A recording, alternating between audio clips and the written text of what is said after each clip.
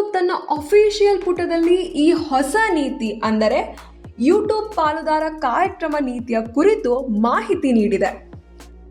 ಈ YPPದ ಭಾಗವಾಗಿ ಹಣ ಗಳಿಸಲು ಯೂಟ್ಯೂಬ್ ಯಾವಾಗಲೂ ಮೂಲ ಮತ್ತು ಅಧಿಕೃತ ವಿಷಯವನ್ನು ಅಪ್ಲೋಡ್ ಮಾಡುವುದನ್ನು ಕಡ್ಡಾಯಗೊಳಿಸುತ್ತಿದೆ. ಈ ಹೊಸ ನಿಯಮವು ಜುಲೈ 15, 2025 ಜಾರಿಯಾಗಲಿದೆ.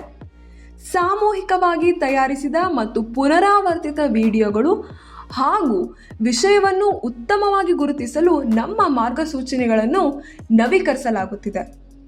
ಈ ನವೀಕರಣವು ಅಧಿಕೃತ ಮತ್ತು ಅನಧಿಕೃತ ಎನ್ನುವುದನ್ನು ಸ್ಪಷ್ಟವಾಗಿ ಗುರುತಿಸಲು ಯೂಟ್ಯೂಬ್ ಸಹಾಯ ಮಾಡುತ್ತಿದೆ ಎಂದು ಹೇಳಿದ್ದಾರೆ.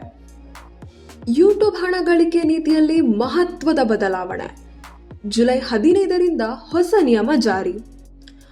ಆನ್ಲೈನ್ ವಿಡಿಯೋ ಹಂಚಿಕೆ ವೇದಿಕೆಗಳಾದ ಯೂಟ್ಯೂಬ್ನಲ್ಲಿ ಕಂಟೆಂಟ್ ಕ್ರಿಯೇಟರ್ಗಳಿಗೆ ಮಹತ್ವದ ಸುದ್ದಿಯೊಂದು ಬಂದಿದೆ. ಯೂಟ್ಯೂಬ್ ತನ್ನ ಮಾನಿಟೈಸೇಷನ್ ನೀತಿಯಲ್ಲಿ ಹಲವು ಬದಲಾವಣೆ ತಂದಿದೆ. ಇದು ಜುಲೈ 15 ಜಾರಿಗೆ ಬರಲಿದ್ದು, ಈ ಹೊಸ ನಿಯಮಗಳು ಕೇವಲ ವೀಕ್ಷಣೆಗಾಗಿ ಸಾಮೂಹಿಕವಾಗಿ ತಯಾರಿಸಿದ ಪುನರಾವರ್ತಿತ ಅಥವಾ ಎರವಲು ಪಡೆದು ಕಡಿಮೆ ಪ್ರಯತ್ನದ ವಿಡಿಯೋಗಳನ್ನು ಪ್ರಕಟಿಸುವ ಚಾನೆಲ್ಗಳಿಗೆ ಕಡಿವಾಣ ಹಾಕಲು ನಿರ್ಧರಿಸಿದೆ.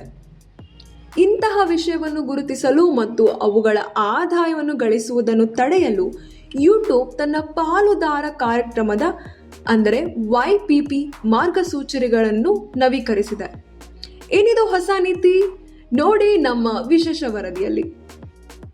ನವೀಕರಿಸಿದ ನೀತಿಯು YPP ಅಂದರೆ ಯೂಟ್ಯೂಬ್ ಪಾಲುದಾರ ಕಾರ್ಯಕ್ರಮಕ್ಕೆ ಸೇರಲು ಯೂಟ್ಯೂಬ್ ಕಂಟೆಂಟ್ ಕ್ರಿಯೇಟರ್ಗಳು ಕೆಲ ಮಾನದಂಡಗಳನ್ನು ಪೂರೈಸುವುದನ್ನು ಮುಂದುವರೆಸಬೇಕಾಗುತ್ತದೆ. ಒಂದು ಚಾನೆಲ್ ಕನಿಷ್ಠ 1,000 ಚಂದಾದಾರವನ್ನು ಹೊಂದಿರಲೇಬೇಕು ಮತ್ತು ಕಳೆದ ವರ್ಷದಲ್ಲಿ 4,000 ಮಾನ್ಯ ಸಾರ್ವಜನಿಕ ವೀಕ್ಷಣೆ ಗಂಟೆಗಳನ್ನು ಹೊಂದಿರಬೇಕು ಅಥವಾ ಕಳೆದ 90 ದಿನಗಳಲ್ಲಿ 10 ಮಿಲಿಯನ್ ಮಾನ್ಯ ಸಾರ್ವಜನಿಕ ಕಿರುಚಿತ್ರಗಳ ಶಾರ್ಟ್ಸ್ ವೀಕ್ಷಣೆಗಳನ್ನು ಹೊಂದಿರಬೇಕು ಎಂದು ತಿಳಿಸಲಾಗಿದೆ. ಈ ಮೂಲಕ ಯಾವುವು ಪುನರಾವರ್ತಿತ ಅಥವಾ ಸಾಮೂಹಿಕ ನಿರ್ಮಿತ ಎನ್ನುವ ಮಾನಿಟೈಸ್ ನಡೆಯಲಿದೆ. ಮೊದಲನೆಯದಾಗಿ ಈ ನೀತಿಯು ಕ್ಲಿಕ್ ಬೈಟ್ ಟೆಂಪ್ಲೇಟ್ ಮಾಡಿದ ಮತ್ತು AI ರಚಿತ ವಿಷಯದ ಮೇಲೆ ಪರಿಣಾಮ ಬೀರುವ ನಿರೀಕ್ಷೆ ಇದೆ.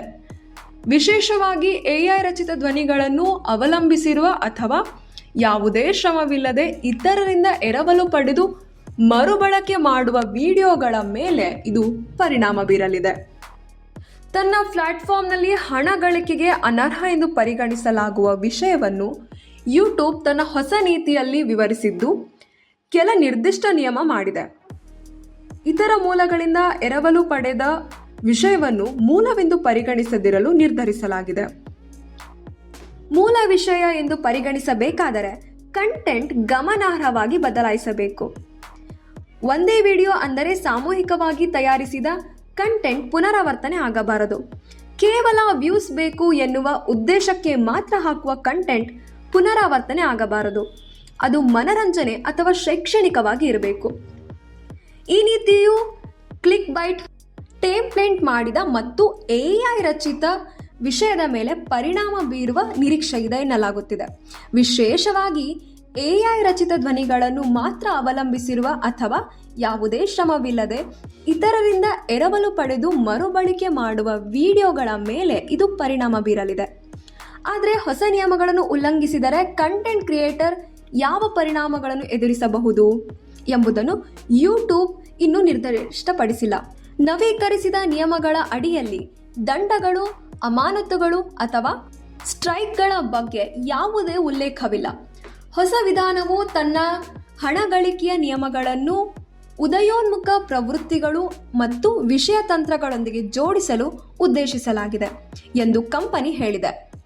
AI ನೆರವಿನ ವಿಷಯವು ಪರಿಷ್ಕೃತ ಮಾರ್ಗಸೂಚಿಗಳ ಅಡಿಯಲ್ಲಿ ಬರುತ್ತದೆಯೇ ಎಂದು ಯೂಟ್ಯೂಬ್ ದೃಢೀಕರಿಸಿದ್ದರೂ ನವೀಕರಣವು ಅಂತಹ ಸ್ವರೂಪಗಳ ಮೇಲೆ ಬಿಗಿಯಾದ ನಿಯಂತ್ರಣ ಕ್ರಮಗಳನ್ನು ತೆಗೆದುಕೊಂಡಿದೆ.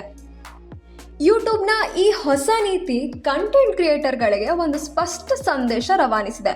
ಇನ್ನು ಮುಂದೆ ಕೇವಲ ವೀಕ್ಷಣೆಗಾಗಿ ಗುಣಮಟ್ಟವಿಲ್ಲದ ಪುನರಾವರ್ತಿತ ಕಂಟೆಂಟ್ ಅಪ್ಲೋಡ್ ಮಾಡುವವರಿಗೆ ಹಣ ಗಳಿಸುವುದು ಕಷ್ಟವಾಗಲಿದೆ. ಇದು ನಿಜವಾದ ಸೃಜನಾತ್ಮಕ ಮತ್ತು ಮೌಲ್ಯಯುತ ಕಂಟೆಂಟ್ಗೆ ಹೊಸ ಅವಕಾಶಗಳನ್ನು ತೆರೆದಿಡಲಿದೆ. ಆದರೆ ಈ ನಿಯಮಗಳು ಎಷ್ಟು ಪರಿಣಾಮಕಾರಿಯಾಗಿ ಜಾರಿಯಾಗಲಿವೆ ಮತ್ತು ಕಂಟೆಂಟ್ ಕ್ರಿಯೇಟರ್ ಮೇಲೆ ಇದರ ನಿಜವಾದ ಪರಿಣಾಮ ಏನಾಗಲಿದೆ?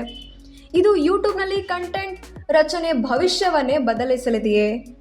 ಈ ಎಲ್ಲ ಪ್ರಶ್ನೆಗಳಿಗೆ ಜುಲೈ 15 ನಂತರವೇ ಸ್ಪಷ್ಟ ಉತ್ತರ ಸಿಗಲಿದೆ.